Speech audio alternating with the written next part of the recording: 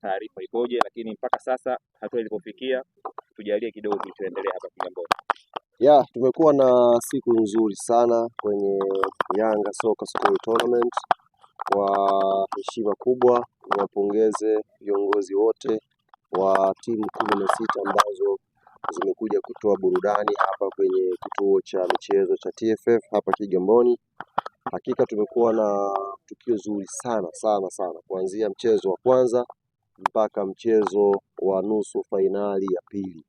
Tayari timu mbili kwa maana ya TDS ya chini ya umri wa miaka 17 na Fountain Gate Academy zimedumbukia hatua ya fainali baada ya kushinda michezo yao ya hatua ya nusu fainali, na wote wameshinda kwa changamoto ya mikwaju ya penalty, kuonyesha ushindani ulipokuwa mkubwa. TDS mechi yao ya nusu fainali wamecheza na wadogo zao TDS under 15 na mechi ilikuwa tamu kweli kweli, kila mtu alikuja hapa ameenjoy. Na ukitazama pia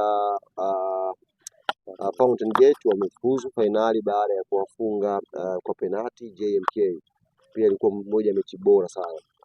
Tumeshindwa kucheza fainali leo kwa sababu kubwa moja tu. Plani ya kwanza ilikuwa tutumie viwanja vyote viwili vya hapa TFF, kwa maana ya kiwanja hiki cha artificial na kiwanja cha natural, lakini majira ya mchana, changamoto ya mvua kubwa ambayo imenyesha hapa, ile kiwanja cha natural ikashindwa kabisa kuweza kuhimili tena michezo mingine.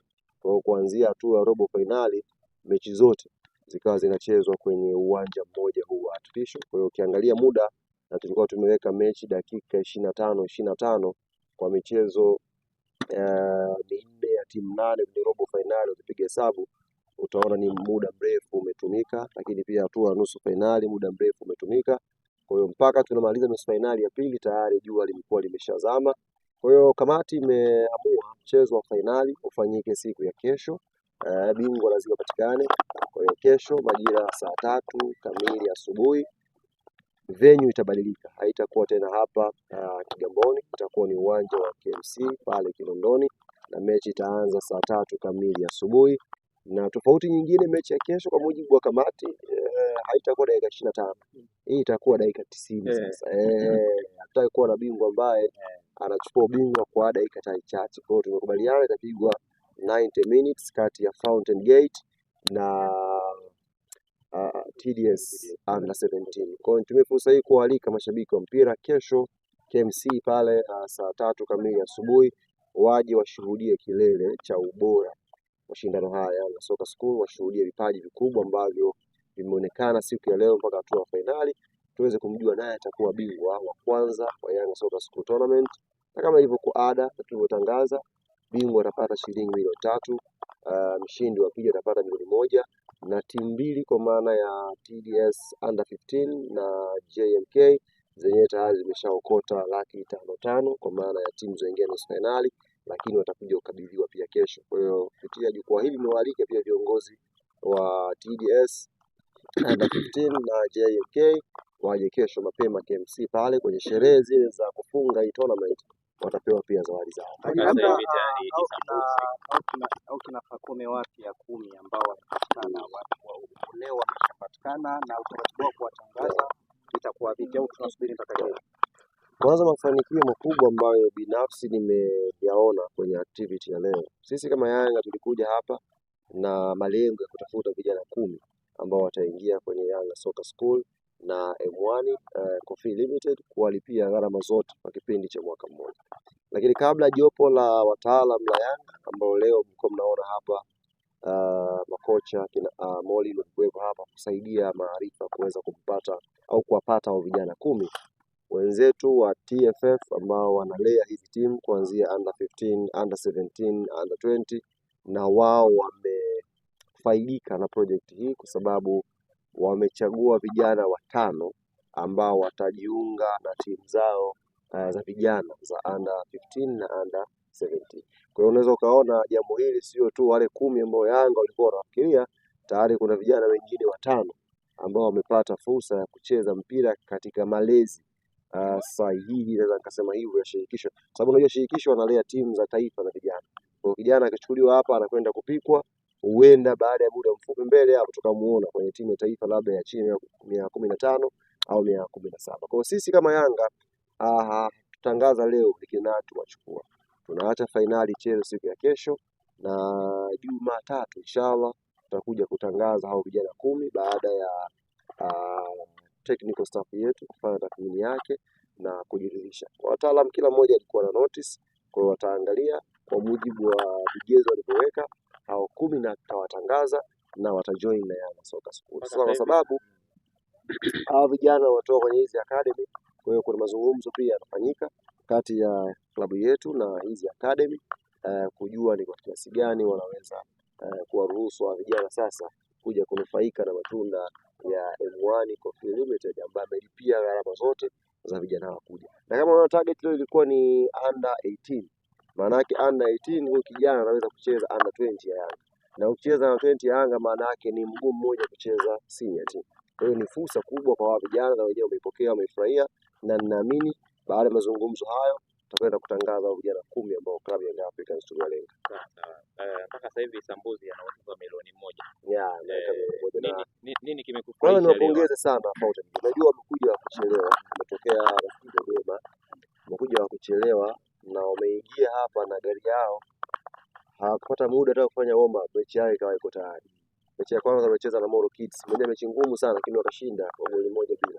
Kwa hiyo tunapongeza sana Fountain Gate. Nawapongeza. Mimi hapa sasa sikiza wanakusaidia. Mimi hapa sio kama msemaji mwenzangu. Mimi hapa ni mratibu, ni kiongozi wa hili shindano. Sikiliza, mimi ni kiongozi wa hili shindano. Kwa hiyo natoa pongezi kwa timu zote ambazo zimeshiriki. Na wewe nakupongeza. Umekuja. Isambuzi kama tukio amelifanya leo, ndugu zangu waandishi wa habari. Bosi wake unamtangaza. Ilikuwa ni mimi na wewe tunakuja mwenyewe, lakini hapa alikuwa ni watu watatu. Makao, mimi na wewe. Bosi wake Makao amewahi leo hapa saa 1 asubuhi. Amekuja hapa. Na alipokuja hapa nikawa nimeketi naye hapa. Akasema timu yangu kidogo inachelewa lakini inakuja. Timu yake ikaja, wakacheza mechi ya kwanza na Moro Kids wakashinda. Akamuona msemaji wa Fountain Gate Instagram anaposti yale matokeo kwamba tumeshamshona Moro Kids, tupeni kombe letu. Kosa la Isambuzi akaweka picha ya zamani ya bosi akiwa uwanjani. Bosi akaniambia, mbona leo sijavaa nguo hizi? Huyu kijana aliposti yeye yuko hapa na nimempa allowance ya hili shindano aje na timu. Ndio mimi nikampigia, bwana Isambuzi sauti atoka kwa mbali.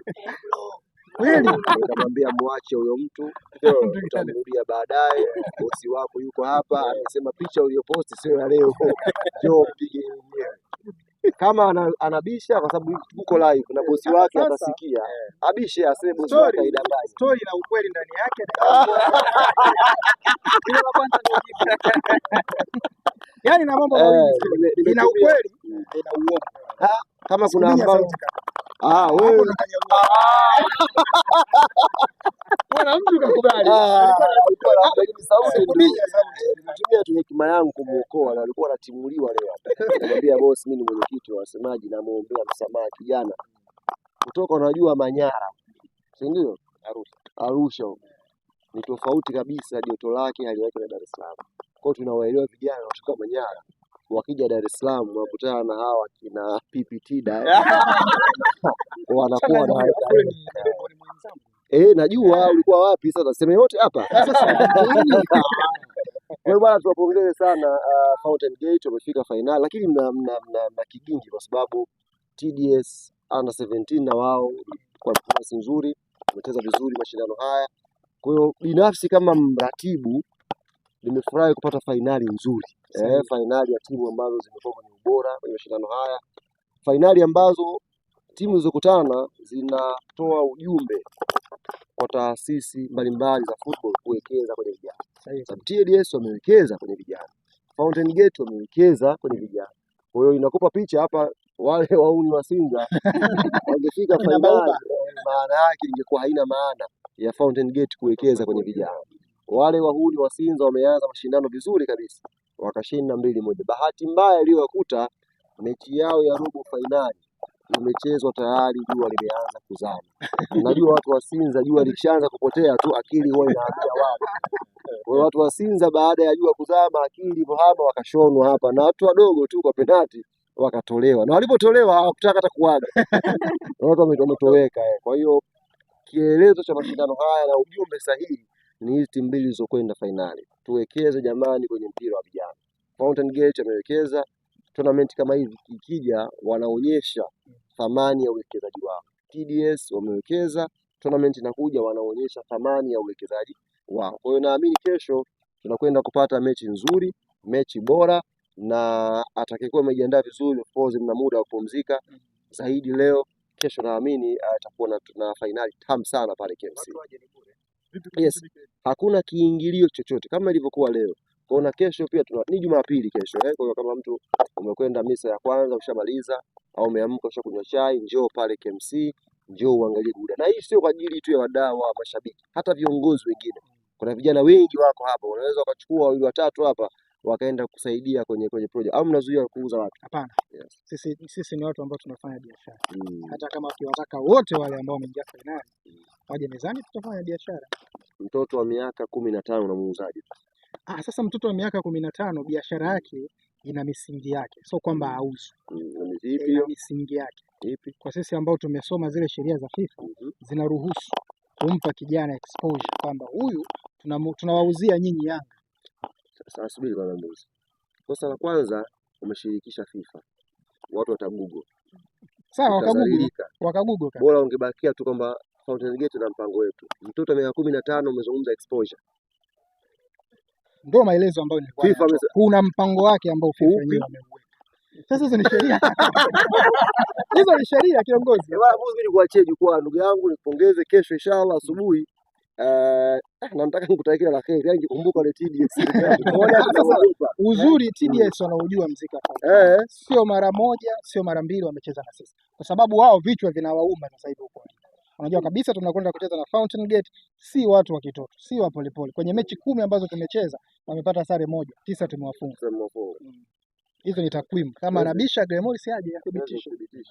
Sasa hii rekodi zipo kwenye mechi 10 wamepata sare moja, tumewafunga 10. Tena pale pale kwao Mkokwani. Not Mkokwani, ni Nyanjani. Kwa sisi tulikuwa tunatamani tucheze na wao ili tuwaonyeshe kwamba sisi tumetangulia kwanza hii misingi ya kuandaa vijana afu nyinyi mmefuata. Lakini pia tuwaonyeshe kwamba kuna wachezaji wenu hapa wametoka kwenye kituo chetu, wapo kwenye timu yenu. Kwa hiyo tunawaonyesha kwamba sisi bado tutaendelea kuwa fida kwenye project yenu. Kwa finali itakuwa nzuri kwa sababu TDS ni watu ambao wanapenda kujitutumua. Na wao pia. Na nyinyi mnapenda watu wanajitutumua. Na sisi tunapenda watu ambao wanajitutumua ili tuwaonyeshe quality ya project ambayo tunaitengeneza. Hawa kasota tu.